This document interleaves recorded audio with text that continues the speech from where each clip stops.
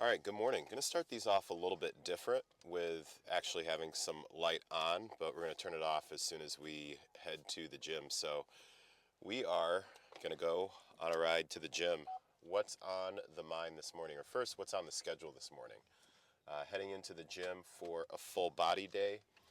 My split, if you happen to miss me ramble about it in the last video, my split is that on Sundays and Mondays I do a full body workout.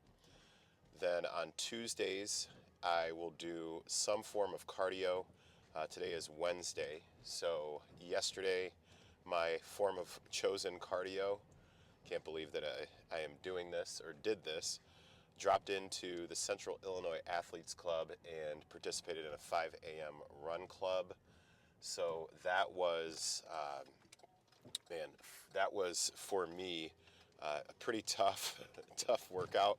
It was running intervals. So we ran 200 meters, 400 meters, 600 meters, 800 meters, then repeat the 800 meters and go right back down the pyramid, 600 meters, 400 meters, 200 meters. So the direction between those particular intervals was to take a short amount of rest and perhaps even bring that heart rate down a bit. For someone like myself who straight up just does not enjoy running, just to keep it all the way real, at least 97% real, I don't enjoy running. So if you tell me that I have the choice of how long I want to rest in between running intervals, I will take all day. Like, I'll take all day. So what I told myself was rest 1 minute in between each of those intervals, allowing myself with a bit more time between hitting that first 800 and then going into the next 800 to go back down the pyramid. So overall, Tuesday's workout went really well. My goal in that particular training session was to just make sure that I kept moving the entire time. So today, Wednesday, getting into my third full body workout of the week, and then I'll be on to work for the rest of the day after that, or for a good chunk of the day after that. So what's on the brain today on the way to the gym? It's actually related to something that I heard a football coach say yesterday. So when I was at the indoor track club, it's held at one of the local colleges.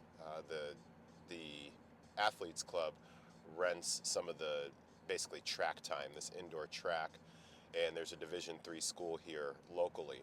So after we were done with the track run, I kind of hung out for a little bit, just taking my time getting ready because I had a little bit more time than usual with packing up my stuff and heading back home. So the football team then swooped in and they started doing their warm-ups and it looked like they were doing conditioning type stuff. And I heard one of the coaches yell out something as the players were doing some shuttle runs indoor. And what he yelled out was something along the lines of, "I told you to run through the line, not to the line." And if you're not familiar with shuttle runs, what a shuttle run or a short sprint even may be indoors is that you're running from one line, so one marker on a court or a field or something along that line, you're running to another point. So you're running all the way to that line. And what he had told them, he specifically told them, "Hey, I want you to run from this line and run through this other line." Like that was their finish point.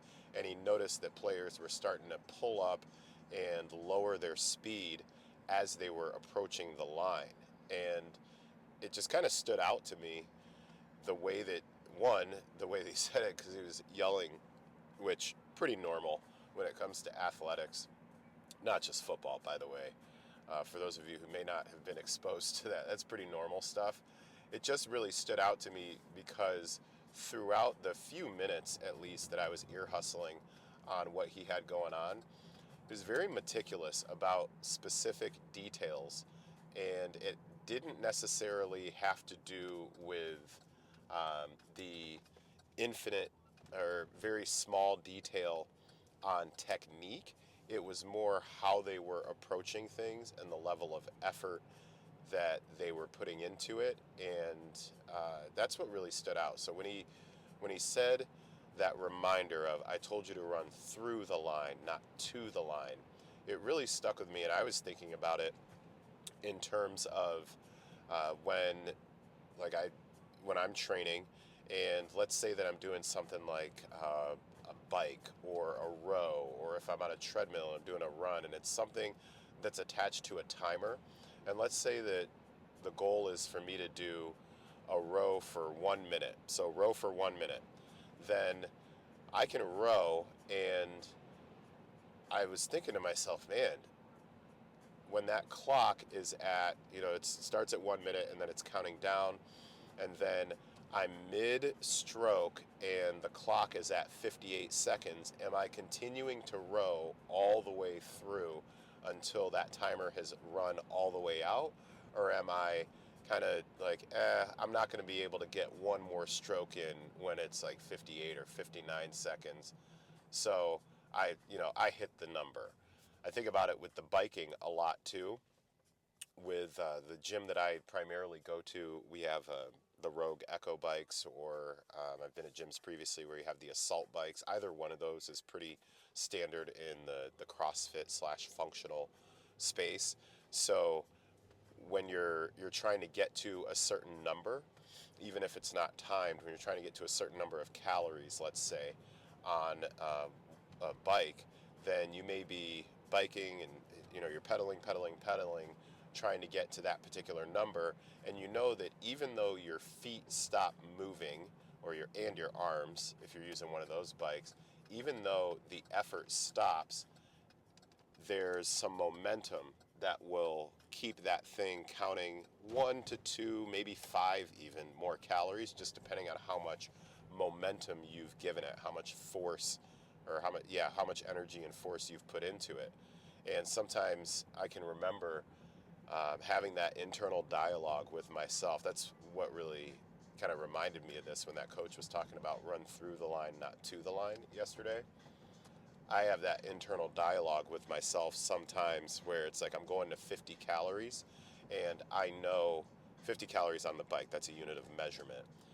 In my head, I'm like, yeah, I got to 48, and I just know that based on the amount of effort that I put into the 48, I don't necessarily need to pedal until the timer says 50.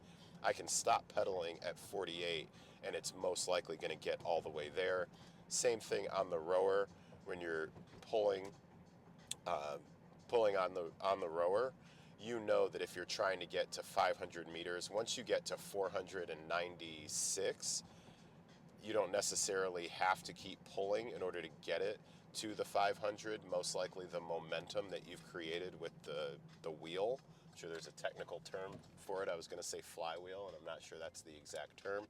You know that is going to take it across the finish line.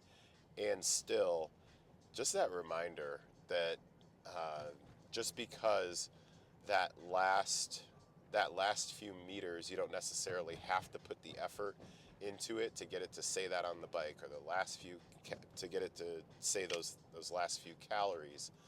It doesn't always work that way. Like at some point, that habit of coasting to the finish shows up somewhere, in some way, in some shape, in some form. So as I'm pulling up to the gym, that's my thought for today, is where, like, just evaluating particular tasks and or habits, especially when it comes to those things in conjunction with working towards particular goals. Are there spots where right now I'm counting on coasting to the finish, where that may not necessarily, or won't really, give me the payoff that I'm looking for? So yeah, I can pull on that rower, and then when it's pulling up to 497, I know I can go ahead and put that handle down, and it'll go ahead and cross that bridge into the 500. But does that necessarily translate everywhere else? So coasting to the finish line, that's going to be the title of this one. All right, we're at the gym. It's time to work out. Have a good one.